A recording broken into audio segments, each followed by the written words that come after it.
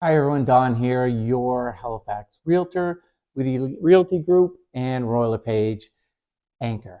Today I'm going to talk to you about renovating and remodeling your home and the return on your investment there. 2022, NAR did a remodeling impact report, and here's what they came up with. I'm going to give you 10. I'm going to throw in a bonus one if we have time. So the first one is adding a new primary bedroom suite. They're saying you get a 56% return on your investment with that one. Next is adding a new bathroom. 63% return on your investment with that one.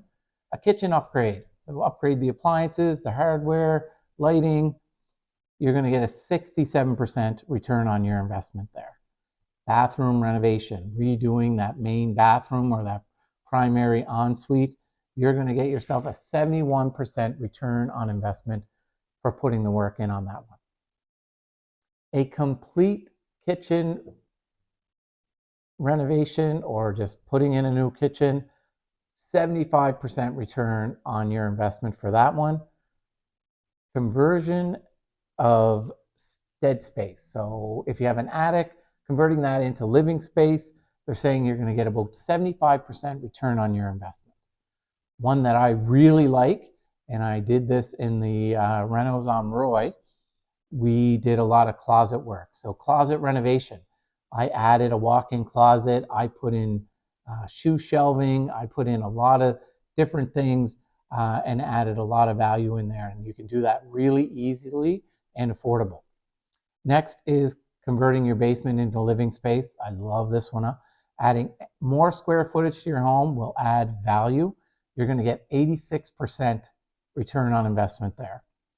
Insulation, upgrading the insulation or adding more insulation in the attic, you're getting 100% return there. And this one's a double down because you're also going to save energy over the year, heating energy and cooling energy.